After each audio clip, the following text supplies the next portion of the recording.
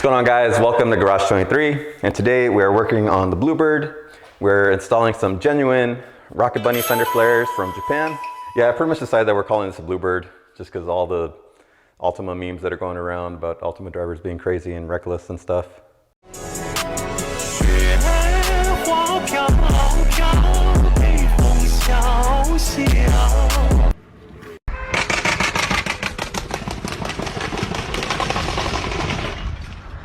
Shoes, them bitches look like Crocs on sports mall. I done did some shit that I can't say, but Lord, no. Call me Mr. Anyway, so over the past few years, I've been dailying this car, and as such, it's accrued the usual kind of damage that a daily would get. Rock chips, dents, paint fading, and even the headlights have started to fall apart, literally. But today we're gonna be addressing the fender flares, and these originally I got from Duraflex, and I'll go into that later. But we have some authentic Rocket Bunny S14 rear fender flares that we're going to be replacing these with. So stay tuned. Nah, you thought.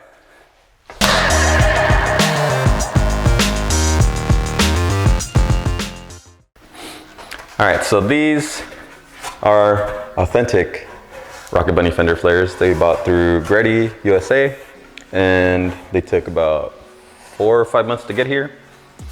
And to be honest, I expected them to look a lot different than the Duraflex ones. But I mean, I guess Duraflex did their homework and tried to replicate as closely as possible, because they look really similar at first glance. But the details are what matter here. So if you take a closer look, I'll line up the edges of both of them. And yeah, you can see a pretty clear difference as to which one costs twice as much. So yeah, you kind of get what you pay for, but I also wasn't ready to spend this kind of money on this at the time because I wasn't sure if it was gonna work yet. So now we know that it'll work. So I was willing to make this look a little better because it's the front of the car. It's the first thing immediately visible, and we want it to look better than this. So obviously these were meant for an S14, and this one would have been the driver rear, but we're putting it on the passenger front.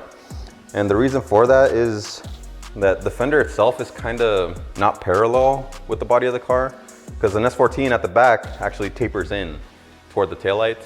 The Altima has a pretty similar shape at the front, where it starts wider back here and it starts to taper in toward the front. So that works out for us because we just basically bolt it on backwards, and it fits pretty well. So first thing we gotta do is take these hunks of junk off and see how those line up. Okay. Now you can get a better look at the reason why I wanted to get new fenders. It looks like I cut these out with my teeth, but yeah, so like in this area, I didn't quite cut enough, and back here I didn't cut enough initially.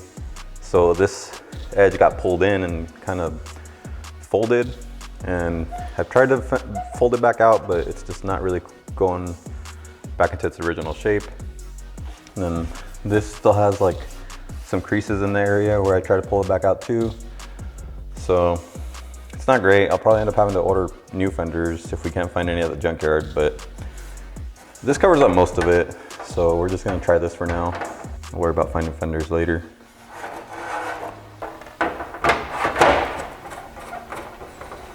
So as you can see, for being from a completely different car, fits pretty dang close.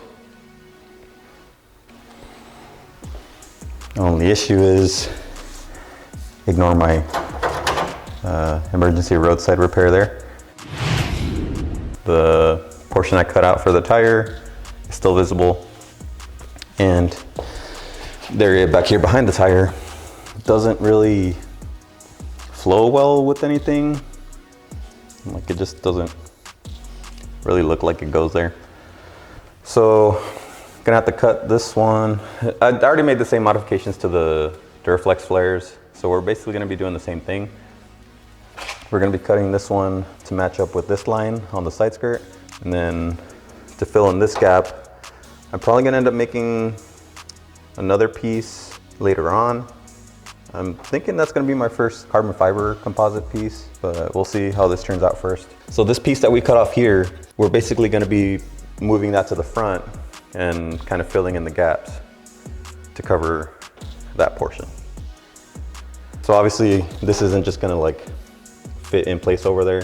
This is actually gonna have to go on the driver side, and then the portion that I cut off of that side is what's gonna have to come over here. So now we get to chop up some expensive $500 flares. All right, so we got the fenders mocked up and I taped off the portion that I need to cut off. So now I'm just gonna go use the bandsaw outside, I think, to keep the dust from getting everywhere in here and chop this off. No going back now.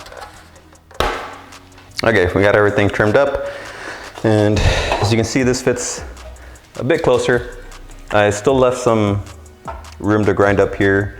If I can give you guys any tip, is don't cut exactly to your lines. Just leave a little bit of room there to massage it in place, because if you overshoot it, that's a lot less fun than just grinding it to fit. Okay, so we got our extension piece trimmed up a little bit. I cut off some portions of the back here just to give a little more clearance to the tire, and also to help tuck the angle of it in a little more, because I want this to try and match the angle that this is coming in at as closely as possible. And we also need it to match the arch of the fender flare as closely as possible too. And to do that, I drilled a bunch of holes in the fender, so we have a bunch of places to test. But I figured that this one right here is the closest one we're gonna get away with, because any closer and the tire runs into it. So that's gonna have to be the one we go with. The previous one was a little further forward and it cleared the tire more, but I just didn't like how it looked, because you could tell that these lines were visibly coming in this way, and then once you got to this piece, it like moved forward too much. And I'll show you guys right now, actually.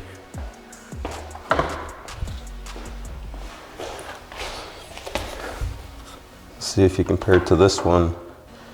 This comes in and then just kind of moves a little too forward. And I just didn't really like how that looked from a profile view, because you can like see that the line isn't smooth here. So that's why I took a little more care in setting this one up.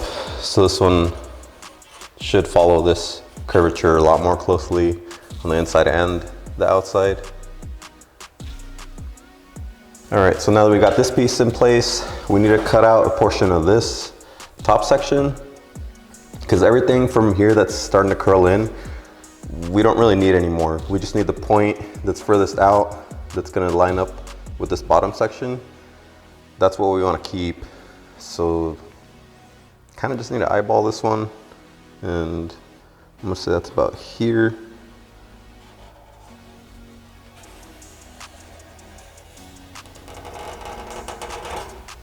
So something like that. So essentially this piece from here to here is what we need to recreate. And now to chop up these expensive flares even more. All right, so we have the section trim that we needed to cut out, and I think I'm gonna go with the tape method this time, because if I do the foam method, that's gonna be more for like, if I wanted to make a mold out of it, because the surface would be flush with the exterior of the flares. And so if I were to fiberglass over that, you'd be left with like a high spot in this whole area. So that's not necessarily what I want. I just want to fill in basically the back side of it. So we're gonna cover the outside with tape, so that way when we fiberglass from the back, then we can build it out to be flush with the exterior. If that makes sense. Sign that. Sign that. It's less work in the long run. Let's go with that. So I'm just gonna try to line up my tape.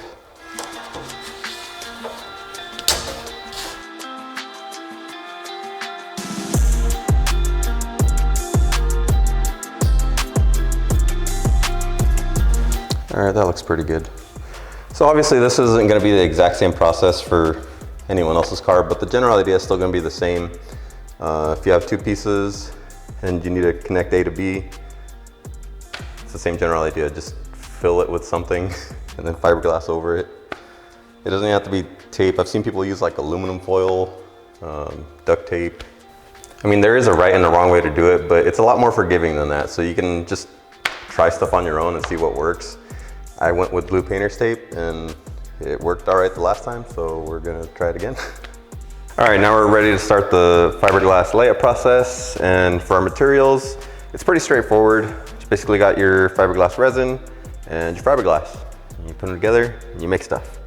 So depending on your needs, there's different kinds of fiberglass, and this goes like super in depth. I mean, there's like an entire art and science behind this, but generally this is chop strand mat. And as you can see, it's just a bunch of little fibers going in every random direction. And this is strong, but it's not as strong as something like woven cloth. As you can see, this is like a cloth. It's woven in two directions. So something like this would be really strong in the two directions that it's woven, right? So it's got like a 90-degree pattern to it. So say if you needed to fiberglass like a floor on a boat, you'd probably want something like this to help the center of the boat be very strong so you can stand on it. If you were to use something like the chop strand mat, this isn't as strong because obviously the strands are fairly short, so there's not a lot of continuity in the whole cloth. So it's not gonna be as strong. Typically this is about 50% as strong as cloth. So you don't wanna use this on like structural pieces, but this will give you a smoother finish than cloth will. Obviously cloth has a pretty coarse like texture to it, and this could show through all the way on the exterior of your part, and then you'll have to like sand, and I mean, we're gonna have to sand and body fill and smooth it out anyway, but you'd have a lot more work to do with this one. Whereas this one will lay a lot smoother with the resin and everything. So for something like the part that we're working on, it's pretty much aesthetic only. So we don't need it to be super strong, and chop strand is gonna be just fine. I mean, if you look at the back of the Rocket Bunny fenders, it's entirely made of chop strand. So that's perfectly fine. And also the kind of resin that you're gonna use will also dictate what kind of cloth or like backing material you use. Because if you're using epoxy resin, you don't wanna use chop strand with that. Because chop strand, obviously I told you it's a bunch of little pieces just glued together. And the glue that's holding all this together typically isn't compatible with epoxy resins. So you want to use something like a polyester resin, which is what we have here. If you're going to use epoxy is a lot more expensive and stronger also. You'd have to use some kind of woven cloth, or if you're doing like a carbon fiber or Kevlar piece, that's also what you would go with is epoxy, because that's the better, stronger option. One thing to note is polyester resin, the part will crack more easily than a epoxy piece. Epoxy is stronger in the sense that it'll bend more rather than break, whereas the polyester stuff will just crack and break at some point. So there's that to keep in mind depending on the part you're making.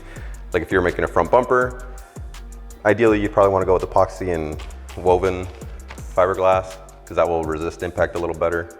Whereas if you use chop strand and polyester resin on your front bumper, if you run into something, it might crack your whole bumper.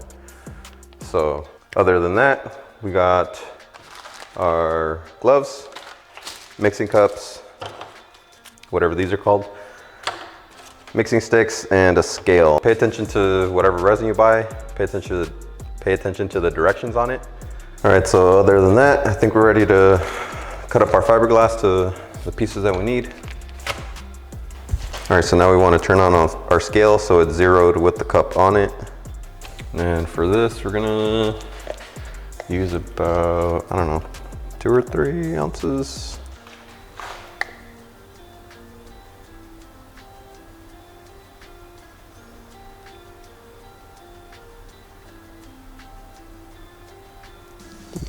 Oh no. Great. All right, well, the battery died. but that was about 3 ounces. And luckily we don't need the scale for the hardener part because according to the directions, we need 14 drops of hardener per ounce of resin. So we just need to count 14 3 times. 1, 2, 3, 4, 5, 6, 7, 8, 9, 10, 11, 12, 13, 14.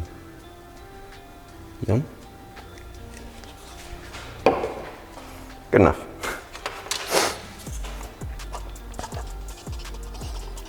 So this resin used to have like a feature that it would like change color when you mixed it thoroughly, but it's been sitting for quite a while.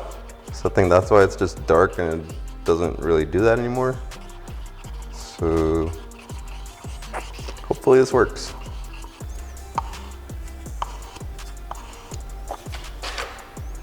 Okay. And gloves. Doctor. Okay.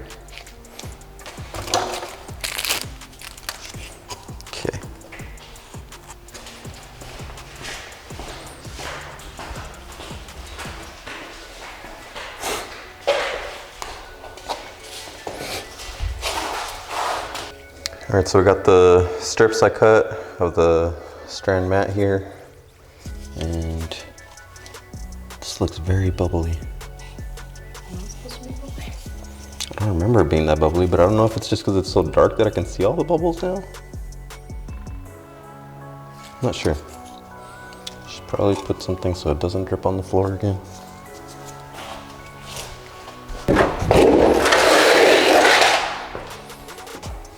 Okay, so you want to just generously brush this all over here.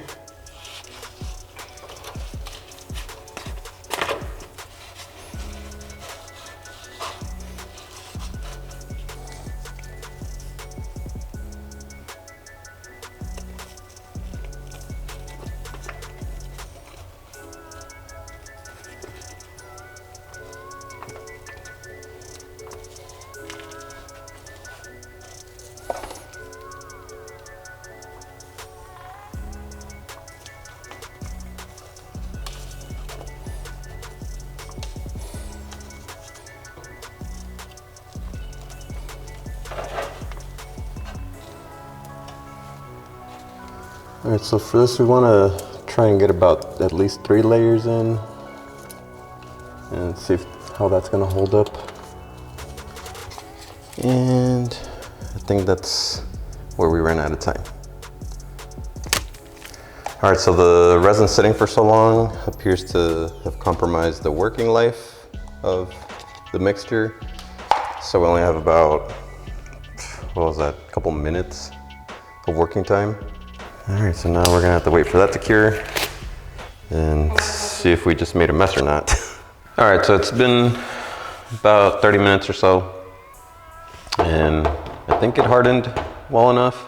At this point, I'm just hoping this hardened enough to just keep the 2 pieces together, and then we can just take it off. And I went and got some new resin, so hopefully we can still save this. But yeah, good learning experience. If the resin looks funny, don't use it. That doesn't look good. That's really stringy, so I don't think it actually hardened completely.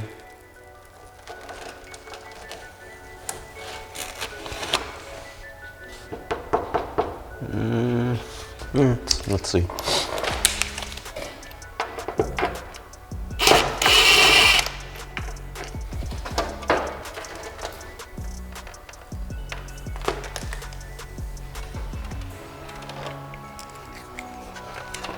That's a nice mess.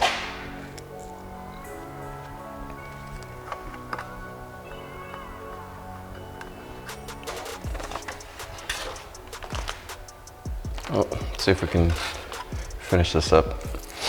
All right, so our scale is dead, so I'm gonna switch to using a cup, and this has ounces marked on the side. So we're gonna try that.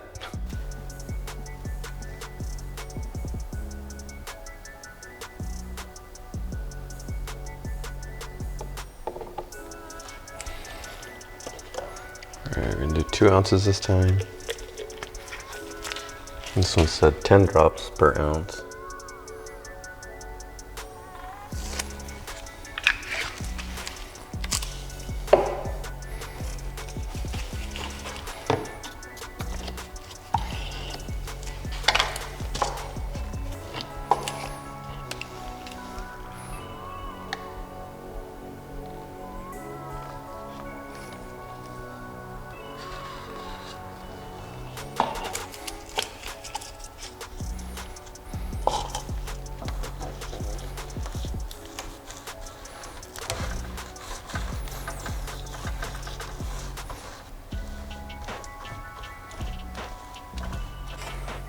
All right, so we got both pieces done. They've been sitting a while, they're completely cured, and they're pretty sturdy. And now we can try and put them back on.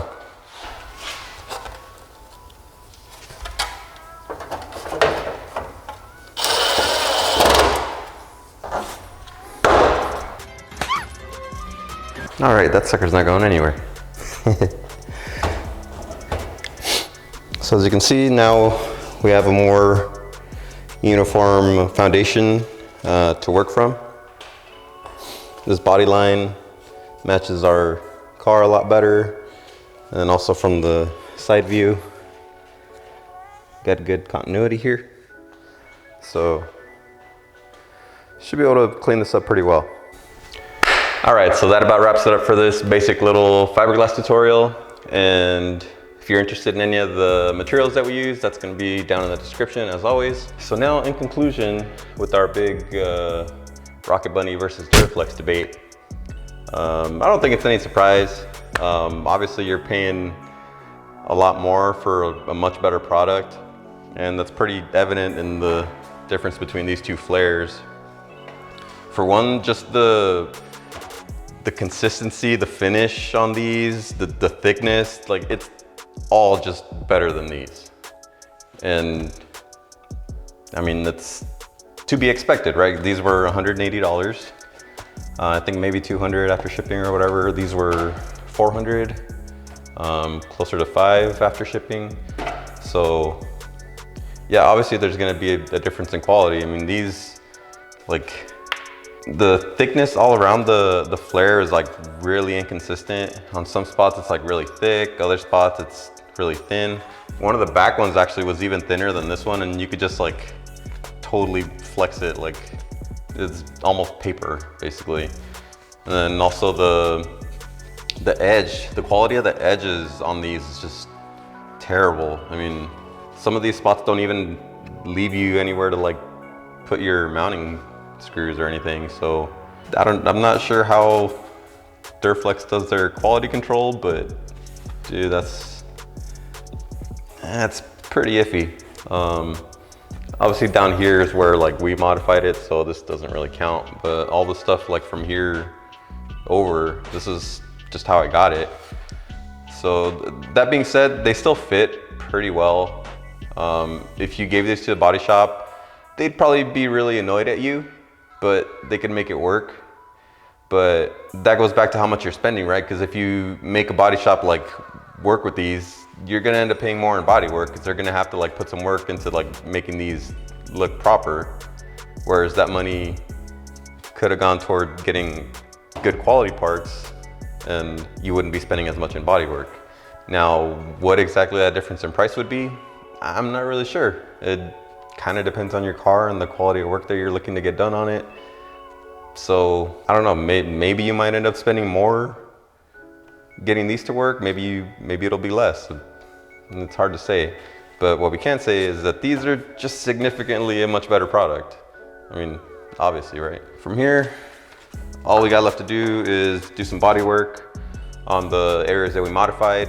We got the body lines pretty consistent and flowing a lot better, but obviously we still got some edges to deal with and stuff, so we're gonna take care of that with some body filler, and we're gonna show you guys how to do all that stuff, like mixing your filler, choosing your sandpaper, not dying of dust inhalation in that process. Then we're gonna be ready for paint, and maybe the rest of the car might go along with that too, so stay tuned for that.